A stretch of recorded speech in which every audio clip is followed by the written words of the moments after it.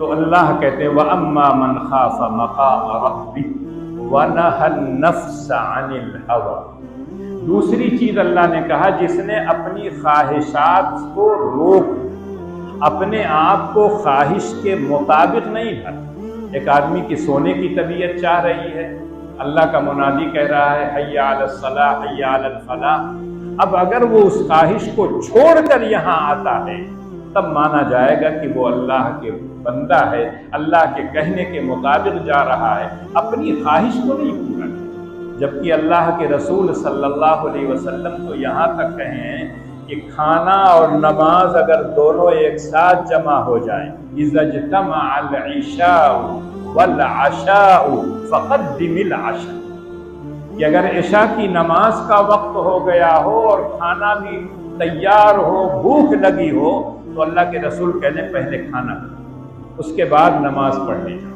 بعض ائمہ کا آتا ہے کہ ہم نماز پڑھ رہے تھے، ہم کھانا کھا رہے تھے اور امام صاحب کی آواز سن رہے تھے کہ وہ قرات کر رہے ہیں، رکوع میں جا رہے ہیں، لیکن اللہ کے رسول کا حکم اس لیے کہ اگر آپ پہلے نماز میں آ جائیں تو نیت تو آپ نماز کی باندھیں لیکن ذہن کہاں ہے؟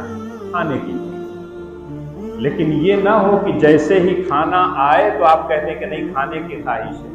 اس زمانے میں جب بھوک لگتی تھی تب کھاتے تھے، اور آج تو ہے کہ ٹائم ہمارا متعین ہے، بھوک لگے نہ لگے اتنا ہم کو اپنے پیٹ میں بھرنا ہے، چاہے اندر سے پیٹ کہے کہ مت لو تب بھی کہیں گے نہیں ٹھنڈا پی لو، دوا کھا لو حکیم صاحب کے پاس سے جا کے، تاکہ جو کھانا ہے وہ پچ جائے۔ ان کے لیے ہے جو سفر سے آ رہے ہیں، کھانے کی خواہش ہے، کھانا گرم ہے۔ اس زمانے میں یہ چولہا نہیں تھا کان ایڈ دیجئے تو جل جائے، اس زمانے میں کھانا گرم کرنے میں اچھی خاصی مصیبت ہوتی تھی۔ ہم لوگوں نے اپنے بچپن کا جو زمانہ دیکھا ہے، مائیں رو پڑتی تھی چولہا جلاتے جلاتے برسات کے موسم میں۔ ان سے پوچھئے کہ کھانا گرم کرنے میں کتنی پریشانی۔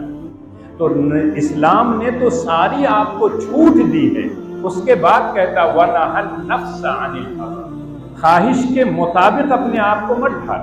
اسی بات کو اللہ کے رسول نے کہا حُجِبَتِ النَّارُ بِالشَّهَوَاتِ، کہیں آتا حُفَّتِ النَّارُ بِالْمَلَذَّاتِ، اللہ نے جہنم کو ملذات سے، خواہشوں سے گھیر رکھا ہے۔ خواہش کے مطابق کام کیجئے سیدھے جہنم میں چلے جائیں، اور اگر جنت میں جانا چاہیں تو اللہ کے رسول نے کہا حُفَّتِ الْجَنَّةُ بِالْمَكَارِهِ، جو چیزیں آپ کو ناپسند ہیں اس سے اللہ نے جنت کو گھیر دیا ہے۔ اپنے خواہش نفس کے خلاف اگر کرو گے تب تو جنت۔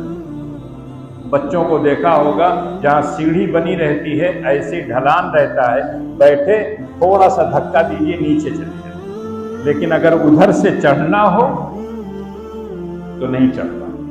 جہنم میں جانا ہو اپنے آپ کو خواہشات کے دوش پر ڈال دیجئے سیدھے جہنم میں چلے جائیں، اور اگر جنت میں جانا ہے تو پاپڑ بیلنا پڑے گا، محنت اور مشقت کرنا پڑے گا۔